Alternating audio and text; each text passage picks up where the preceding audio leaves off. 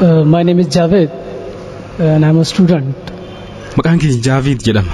Barataadha. Gaaffii takka si gaafatu barbaada.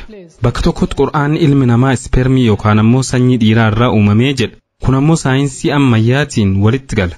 Bakka biraatti ammoo ilmi namaa biyyee irraa uumamee jedha. Wanti kun ayatoonni Qur'aanaa walitti bu'uu isaanii hin garsiisu yookaan ammoo saayinsiin wal faallessuu isaa hin mul'isu. The brother posed the question that one place the Holy Quran says that human beings have been created. Obboleessi Qur'aanni bakka tokkotti ilmi namaa sanyii dhiiraa irraa uumame jedha. Kun saayinsii ammayyaatiin walitti gala. Bakka biraatti ammoo ilmi namaa biyyee irraa uumame jedha. Karaa saayinsiitiin mirkaneessuu dandeettaa? Kun walitti bu'iinsaa miti. Bakka tokkotti sanyii dhiiraa jedha. Bakka biraatti ammoo biyyee jedha jechuun gaafate. Akkuma haasawa kiyya keessatti ibsetti Qur'aanni suuratul Qiyaamaa suuraa 75ffaa aayaa 37 hanga 39tti ilmi namaa sanyii dhiiraatirraa uumamuu nuu hima. Kun waan saayinsiidhaan mirkanaa'eedha. Dabalataan Qur'aanni suuratul Hajj suuraa 22ffaa aayaa 5 irratti nuti biyyerraa isin uumne jedha. Har'aan tana saayinsiin akka nutti himutti elementoonni qaama ilma namaa keessatti argaman cufti hammi isaanii xiqqaatee yookaan baay'atee biyyee keessattis argamuun isaanii mirkanaa'eera. Kanaafuu ilmi namaa biyyerraa uumame kan jedhus gama saayinsiitiin mirkanaa'eera. Wantoonni qaama ilma namaa keessatti argaman elementoonni qaama ilma namaa keessatti argaman hundi hamma guddaan yookaan xiqqaan biyyee keessatti argaman. Gaaffiin itti aanu kun walitti bu'iinsaa mitii jedha. Bakka tokkotti Qur'aanni sanyii dhiiraa irraa uumne jedha. Bakka biraatti ammoo biyyerraa uumne jedha. Kun walitti bu'iinsaa miti.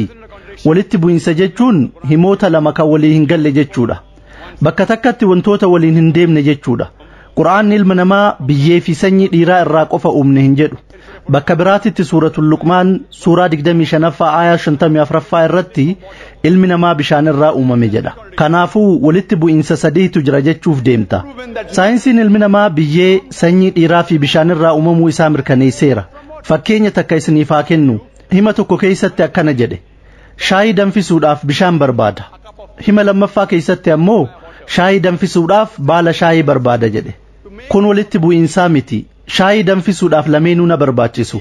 Shaayii mi'aawaa yoo danfisuu barbaade sukkaara itti dabala.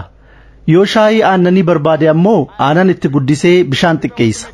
Haaluma kanaan Qur'aanni ilmi namaa sanyii dhiiraa, biyyee fi bishaan irraa uumame jechuun isaa walitti bu'iinsaa miti. Haalli kun afaan Ingiliffaan contradistinction jedhama. Waan waa'ee tokkoo karaa walitti hin buuneen karaa garagaraan ibsuu jechuudha. Fakkeenyaaf namni kun amanamaadha, gaariidha, kan nama jaalatuudha yoon jedhe contradistinction jedhama. Haa ta'u malee namni kun yeroo hunda kijibaa fi dhugaa dubbataadha yoo jedhe walitti bu'iinsa jedhama. Sababni isaa amaloonni kunniin lamaan amala walii faallaati. Kanaafuu yoo walitti hin buune wal gargaaran jechuudha. He is kind and loving. It is contradistinction. But if I say this man is always a liar and a truthful person, then it's contradiction because both are opposing. If it's not opposing, it's called as contradistinction.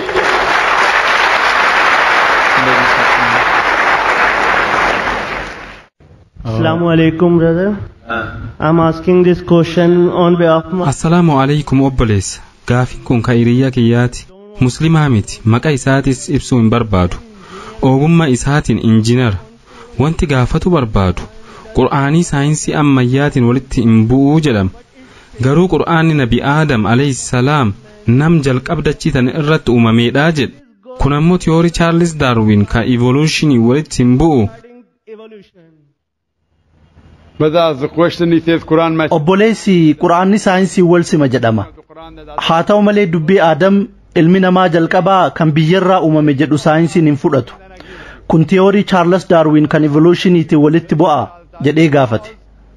Dubbii kee kana sirritti fudha. Qur'aanni tiyoorii Charles Darwin waliin galu. Sababni isaa kan Charles Darwin tiyoorii yookaan tilmaama. Qur'aanni ammoo kitaaba dhugaati. Kitaaba tiyoorii yookaan tilmaamaatii miti.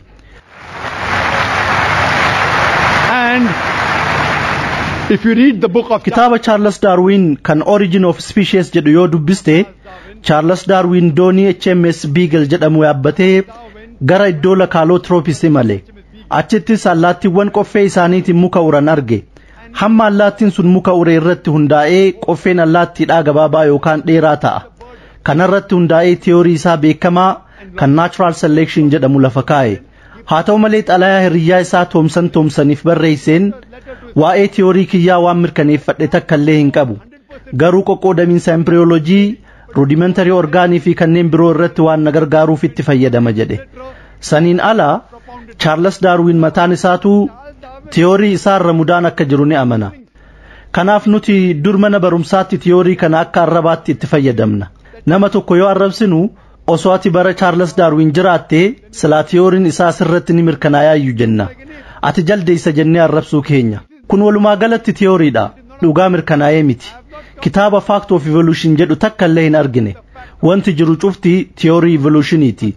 PP Graasee namni jedhamu akkana jedhe. Tiyoorii evolutionitti amanuun keenya kun sammuu keenya yaada hin taane keessa seensisnee yaadota muraasa jiran irratti hundoofnee jaldeessarraa dhufne akka jennuuf goone jedhe. Har'aan tana saayinsiin sadarkaa 4 kaa'eera. Inni duraa Australopithecus jedhama.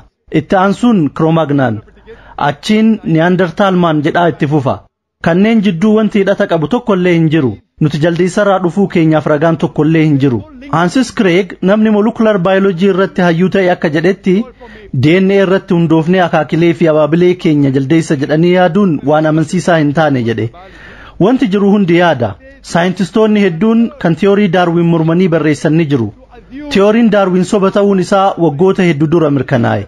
Dhihoo kana waa'een tiyoorii isaa intarneet irratti bahuu jalqabe. Kun tilmaama qofa. Garuu qabxiileen Darwin tokko tokko ni jiru. Kanneen akka wanti lubbuu qabu bishaanirraa daraare kan jedhu ni fudhanna.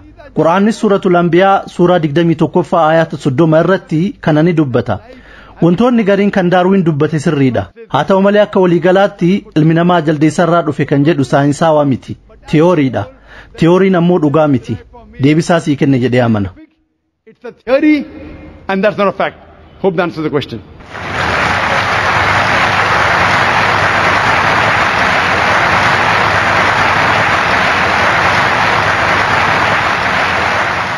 I am Ibrahim. I am from Bangladesh, and now I am a student of UNIMAP.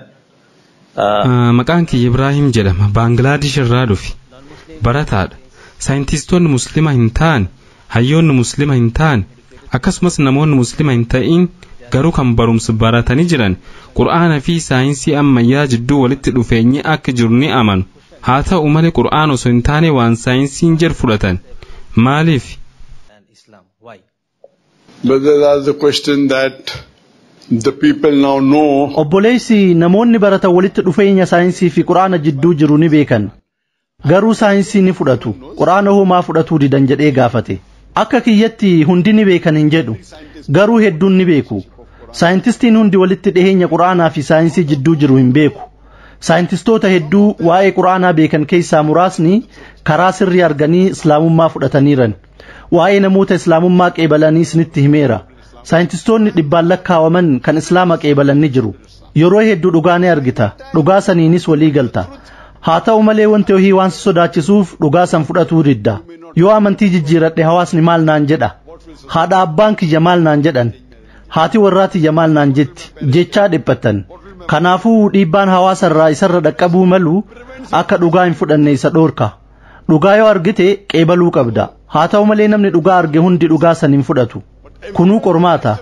Eega barumsaa ni kenni dhagaheen booda namni Muslima hin ta'in kan saayinsii baratu qorannoo gaggeessuu qaba. Kuni kitaaba akkamiiti jedhee qoratuu qaba. Waa'ee astiroonoomii dubbata, waa'ee marsaa bishaanii dubbata, waa'ee jiyoolojii dubbata, waa'ee zoolojii dubbata, waa'ee baayolojii dubbata, waa'ee bootanii dubbata, waa'ee embriyoolojii dubbata, waa'ee ashaaraa qubaa dubbata, kanneen birootis hedduu dubbata. Namni dhugaan dhugaa barbaaduu fi amanamaan namaa gara karaa qajeelaatti ni qajeelfama. Haa ta'u malee namoonni hedduun amantiif bakka hin kennan. Yoo Islaamummaa qeebale farshoo dhuguu dhiisuu qaba. Kanaafuu maaliif qeebale jedhee dhiisa. Yoon Islaamummaa qeebale zinaa godhuu hin danda'u. Gumna dalaguu hin danda'u. Islaamummatti yoon seene guyyatti yeroo 5 salaatuu qaba jechaa sodaatan. Wantoonni akkanaa akka isaan Islaamummaa hin qeeballe isaan godhan. Dalagaan keenya dhaamsa Islaamummaa namoota Muslima hin ta'in biraan gahuudha. Qeebaluu fi qeebaluu dhabuun harka Rabbii jira. Yoo qeebalan alhamdulillah, yoo qeebaluu dhaban rakkoon hin jiru. Nama tokkollee dirqisiisuu hin dandeenyu. Garuu guyyaa qiyaamaa nama sanitti himuu keenyaaf ragaa nuuf ta'a. Sababa kanaaf guyyaa qiyaamaa namni Muslima hin ta'in tokkollee Rabbi hin komatu. maaliif muslima ta'uu dhabe jedhee komatuu hin danda'u. Guyyaa qiyaamaa wanti jedhan yoo jiraate carraa tokko nuuf kenni dalagaa khayrii dalagnaa kan jedhuudha. Rabbi ammoo yeroon dabreeraa jedhaan. Kanaafuu addunyaan tun aakiraaf qormaata. Dhugaa yoo argite qeebaluu qabda. An dubbii nama hundatti himu tokkotu jira. Namni amantii islaamummaa caalu yoo natti garsiise amma amantii san qeebala jedhaan. Namni tanaaf kaafira naan jedhuu mala. Alhamdulillah an amantii kiyyan hin beeka. Islaamummaa tiyyan hin beeka. Hanga gaafa umriin kiyya 20tti muslima kan ta'eef waan abbaan kiyya muslima ta'eefi. San booda amantiiwwan hedduu qoradheera. An barataa amantii wal bira qabuuti. Namni amantii islaamummaa caalu ni jira jedhee yoo natti mul'ise kitaaba qura'aana caalu namni natti mul'ise yoo jiraate amantii kiyyan hin jijjiira. Dhuga mosoba isin garuu akkas jechuu hin dandeettan. Sababni isaa isin barattoota amantii wal bira qabuutii miti. An barataa amantii wal bira qabuuti. Kitaabban amantii isaanii dubbiseera. Namoonni dhugaan haqa barbaadan hedduutu jira. Alhamdulillah guyyaa guyyaan namoota 1000 lakkaa'amantu islaamummaa qeebalaara. Sababa Peace TVtiin kanneen 100 lakkaa'amantu islaamummaa qeebalaara. Warra haqa barbaadu akka Rabbi isaan qajeelchu du'aa isiniif godha. Deebisaa siif kenne jedhee abdadha. Whose hearts are on truth, when they hear and you find alhamdulillah every day thousands accepting Islam. Thousands. Only because of Peace TV, hundreds, alhamdulillah. So pray to Allah subhanahu wa ta'ala that may He give hidayah, guidance for the people to come on the straight path. Hope that answers the question. Thank you. Bangladeshi people love you so much. Thank you, Doctor.